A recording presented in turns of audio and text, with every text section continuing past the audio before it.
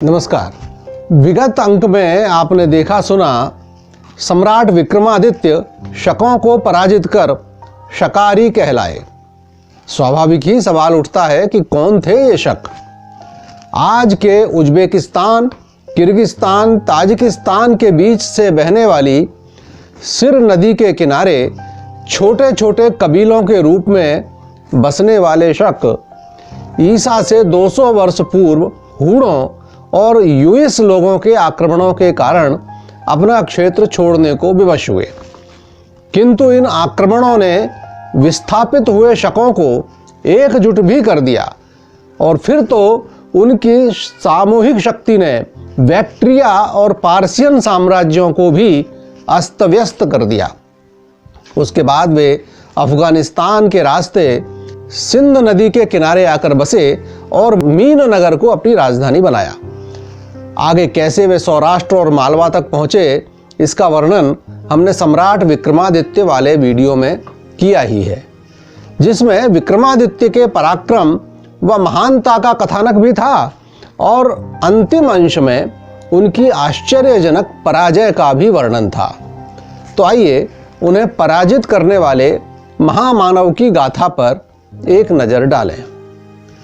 हमारे पुराणों और अन्य संस्कृत ग्रंथों में महापुरुषों का वर्णन दैवीय चमत्कारों के साथ जोड़कर किया जाता रहा, जिसे इतिहासकार काल्पनिक कहकर नकार देते हैं। यहाँ तक कि उन महापुरुषों के अस्तित्व पर भी प्रश्न चिन्ह लगा दिया जाता है। यह एक शैली थी, किंतु एक महानायक थे गौतमी सुत सतकर्णी, जिन्हें नकारने की तो किसी ने हिम्मत नहीं जुटाई क्योंकि प्रमाण बहुत उपलब्ध थे, किंतु उनके बहाने विक्रमादित्य पर प्रश्न चिन्ह अवश्य लगाए। अर्थात कहा गया कि ये दोनों एक ही व्यक्ति थे। अब एक ही व्यक्ति ने दो संवत क्यों चलाए भाई? जो भी है, हम पहले संस्कृत ग्रंथों में वर्णित सतकर्णी की गाथा को देखते हैं, उसके बाद इतिहासकारों के अभिमत पर चिंतन करेंगे। उज्जैनी नगरी में रहने वाली एक अतिशय सुंदर ब्राह्मण कन्या जब नदी में स्नान कर रही थी, तब उस पर मोहित होकर शेषनाग ने उससे प्रणय निवेदन किया। परिणाम स्वरूप वह गर्भवती हुई।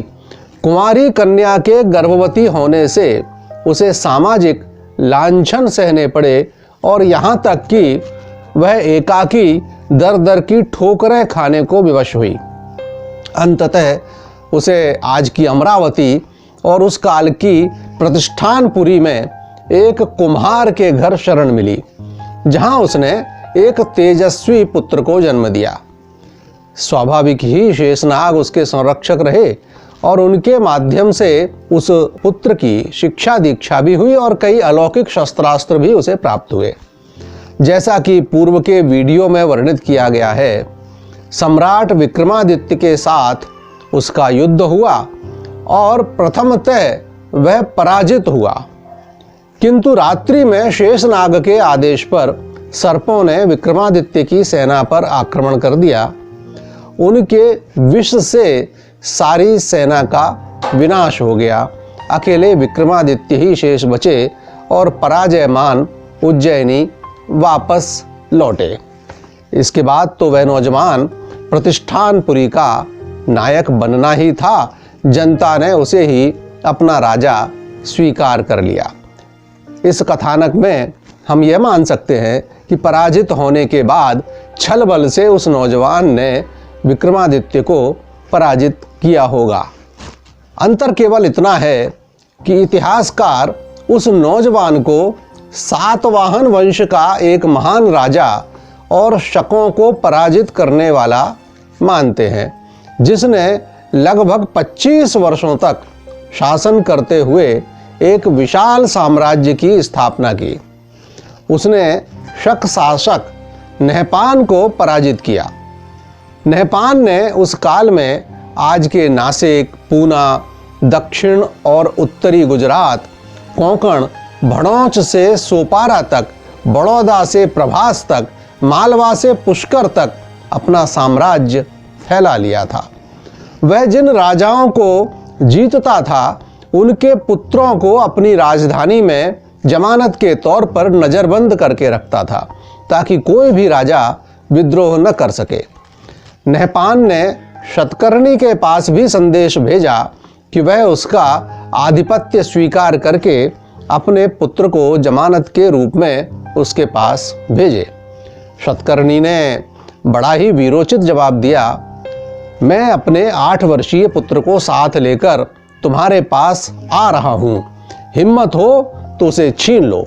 उसके बाद शतकर्णी ने नहपान के साथ युद्ध किया और न केवल विजय प्राप्त की वरन उन राजपुत्रों को भी मुक्त कराया जिन्हें नहपान ने बंधक बना रखा था।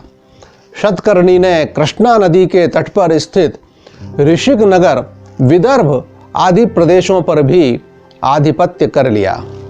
उसका प्रभाव क्षेत्र उत्तर में मालवा तथा काठियावाड़ से लेकर दक्षिण में कृष्णा नदी तक तथा पूर्व में बरार से लेकर पश्चिम में कोंकण तक फैल गया था। शतकर्णी ने शक, यवन और पार्शियन तीनों विदेशी आक्रांताओं का मुकाबला किया और उन्हें परास्त किया।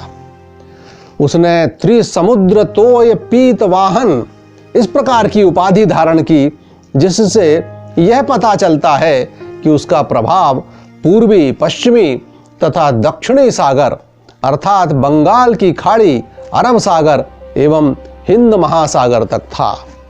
जिन दिनों शतकर्णी का विजय अभियान पूरे देश में चल रहा था, अहिंसा के समर्थक बौद्ध भिक्षु उसकी माता के पास पहुंचे और कहा कि अब तक हम इस राज्य में शांति से रह रहे थे, किंतु अब जब आपका बेटा हिंसाचार कर रहा है, लगातार युद्ध में रत है, हम इस राज्य में नहीं रह सकते। माँ ने कहा कि आप मेरे पुत्र के आने तक थोड़ा रुक जाएं। शतकर्णी जब युद्ध से लौटे तब माँ ने उन बौद्ध भिक्षुओं को उनसे मिलवाया। शतकर्णी ने जोर से ठहाका लगाया और बोले, भंते, मेरा राज्य छोड़कर कहाँ जाओगे? अब तो जहां भी जाओगे वहां मेरा ही राज्य पाओगे। बेचारे बौद्ध इस सच्चाई को जान समझकर चुप रह गए। शतकर्णी की चारित्रिक विशेषता और दृढ़ता का परिचायक एक प्रसंग विशेष ध्यान देने योग्य है।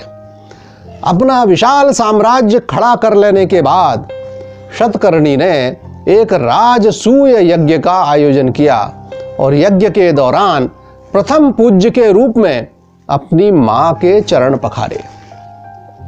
कई राजाओं और प्रभावी धर्म गुरुओं ने इस पर आपत्ति जताई और कहा कि एक कुमारी मां को यह सम्मान कैसे दिया जा सकता है।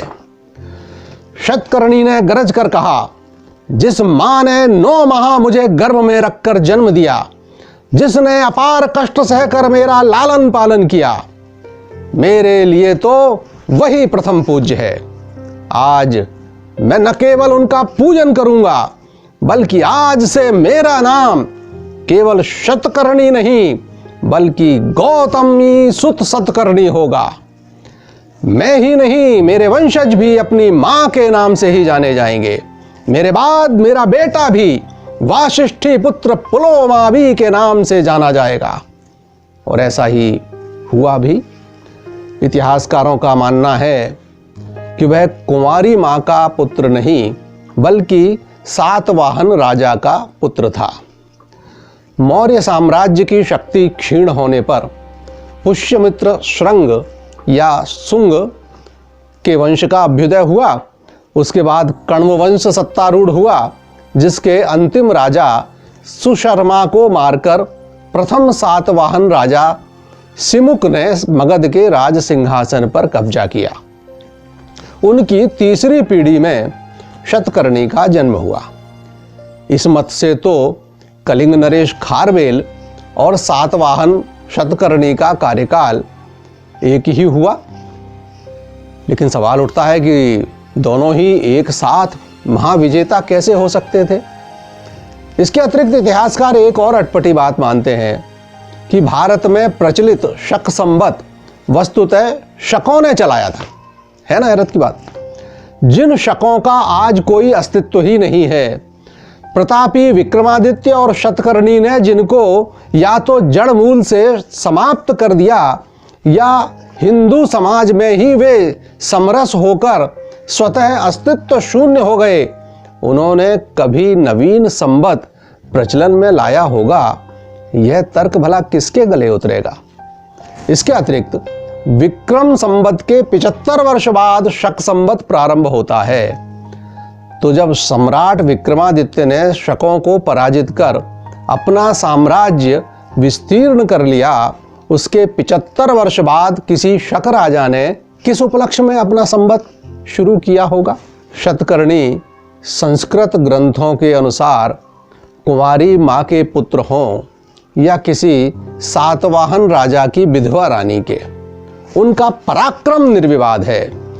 वे शालिवाहन, जिनके विषय में जनश्रुति है कि वे मिट्टी के पुतलों में प्राण फूंक कर अपनी सेना बना लेते थे, इसका भावार्थ यह ही माना जाना चाहिए कि वे अतिशय सामान्य जन में भी चेतना का संचार करने में प्रवीण थे। उनकी विजय वाहिनी की मूल शक्ति आम जन ही था। अंत में एक महत्वपूर्ण तथ्य ध्यान में रखने योग्य है। शतकर्णी के बाद लगभग 1000 वर्ष तक भारत पर कोई विदेशी आक्रमण नहीं हुआ। संभवतः यह शतकर्णी द्वारा जागृत की गई सामाजिक चेतना का ही परिणाम था। ऐसे जननायक, अद्भुत मातृभक्त और शालिवाहन शक संवत प्रणेता को सादर वंदन।